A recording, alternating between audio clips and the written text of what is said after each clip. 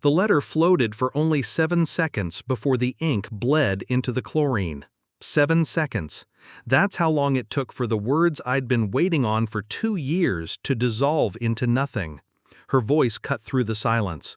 "Oh, sorry, I accidentally dropped your promotion letter in the pool." My wife's sister didn't sound sorry. She sounded amused. And my wife, standing beside her with folded arms, added softly, almost rehearsed, "It's just an accident." I didn't argue. My lips pressed together, my fists stayed buried in my pockets. I just watched the envelope disintegrate like it had never existed. But inside, something clicked. Not anger, not grief, precision. That night, while they slept, I sat in the dim light of my study. My hands moved across the keyboard. New passwords, new access codes, new restrictions. I made 3 calls, one to HR, one to IT, one to a friend who owed me. At 4:35 a.m., she woke up to something she never saw coming. It began long before the letter. The way my wife's phone turned face down when it rang. The way her sister lingered around me. Too close, too bold, too venomous when denied. I had ignored the small things. The late-night whispers through thin walls. The sudden silences when I entered a room.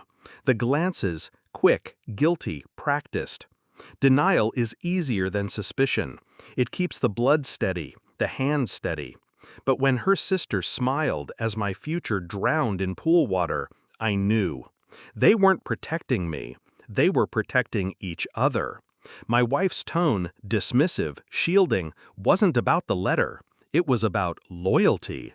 Her loyalty, not to me, but to her. That's when I understood. I wasn't living with a wife and her sister. I was living with accomplices. I started small. Phone records, duplicated through the access I quietly reestablished. Her late-night calls weren't to friends. They were to her sister. Sometimes hours long. Sometimes just minutes, exactly when she slipped out for air. Bank statements came next. A transfer, $2,000, made quietly to her sister last month. Not enough to raise alarms. Just enough to keep her hooked. And then, the hotel receipt. A room booked under my wife's card, but signed with her sister's name. Careless. Or maybe confident I'd never look. I did. Meanwhile, I smiled. I kissed her forehead in the mornings. I laughed at her sister's dry jokes. I let them believe my silence was weakness. At night, when they slept, I studied patterns. The half-smile exchanged over dinner. The synchronized excuses. The language of conspiracy. Hiding in plain sight. And every detail I collected was a blade. Silent, sharp, waiting.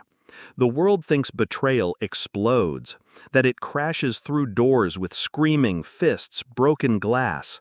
No. Real betrayal creeps. It seeps into your lungs until you no longer taste the air. It waits until you've convinced yourself you're safe. That's when it kills you. The DNA test arrived in a plain envelope. It was for my daughter, or at least the child I thought was mine. The results were mathematically simple. 0% probability. Not mine. I didn't shout. I didn't even breathe differently. I folded the paper once, slid it into my pocket, and walked into the kitchen. They were there, together, laughing about something trivial, something ordinary.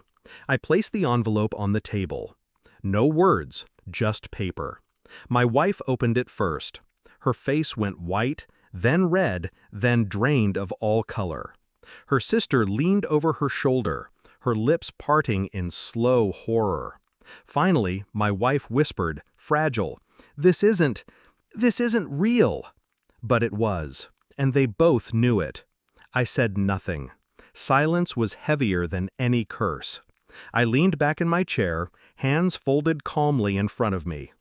"All of your accounts," I said finally, voice even, detached, "have been frozen.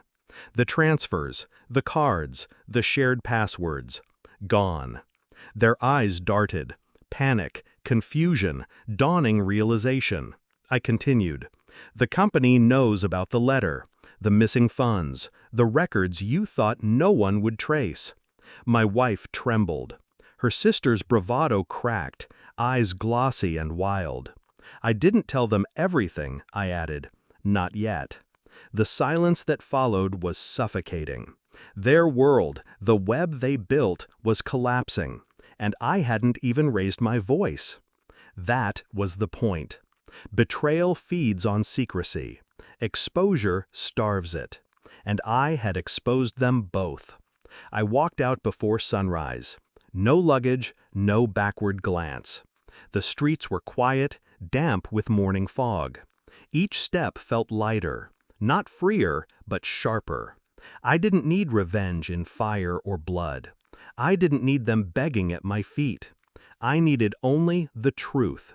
The silence afterward was enough.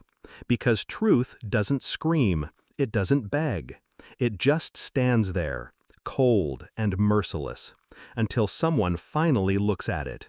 And in that silence, I realized something. They had drowned me for years in lies. Now, I had left them gasping in air they could no longer breathe. I didn't take the house. I didn't take the marriage. I took something far more permanent: control. Final line, and for the first time in years, the only voice in my head was mine.